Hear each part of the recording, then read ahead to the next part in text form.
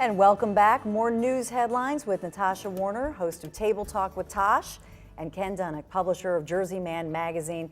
So is college worth it? I mean, a lot of people are saying it's so expensive nowadays. There are wonderful community colleges. Do you think that college is worth it? I have to start with Ken because he has triplets in college right now. Ouch. Exactly. Ouch, that's a good word for it, ouch.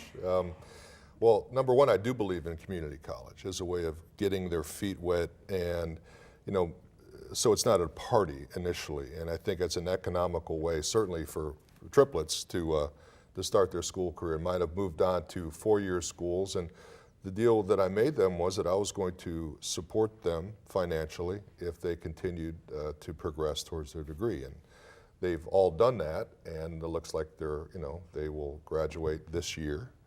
And then two of them are going on to graduate school, which presents a whole nother situation. Oh boy. Now, will you pay for that as well? I don't know what I'm going to do. I mean, I take life day by day, basically. Yeah, He's going to try out for the Eagles again. Yeah, I might have to. The money is so good now, that's not a bad idea.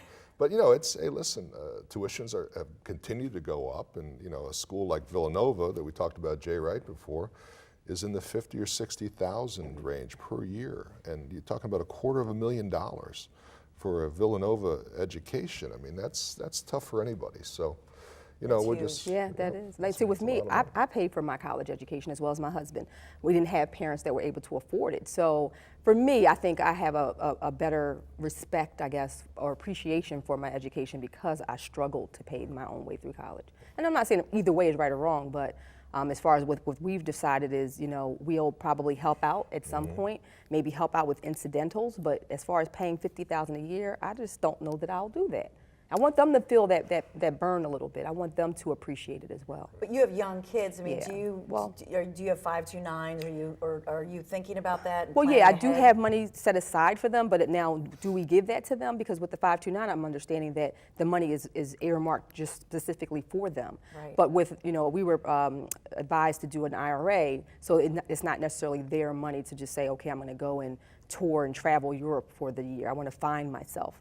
Yeah. So we're putting money aside for them, but it's just a matter of, well, we want to wait and see what you do first. We live in the city of Philadelphia, so what we learned was the 529s can actually go toward high school, which is nice too. Yeah. So it's important. It's an important thing especially if you live in the city of Philadelphia, and you know that your kids are probably going to go to a private school, unless our older son went to Creative and Performing Arts. He got into that, which is a wonderful public school. We're blessed, the famed School of Philadelphia. But unless they can get into a school like that, you probably want to go private if you can. And it's nice to know the 529s actually can help out with that. But for me, I'm like Natasha. I waitressed my way through journalism school, and it was a blessing. It really was, because I had to work. It kept me on the straight and narrow, because I was going to school full time and waitressing, so I didn't get any, no trouble. So yeah, you know, the other part of that is it's sad that we have to even think about even paying for, you know, public school even. You know, that's, you know, you have to really, you know, you have that whole documentary Waiting for Superman, and The Cartel is another good one in terms of, you know, the poor education, and you have to kind of sift your way or map your way through the educational system just to get a quality education.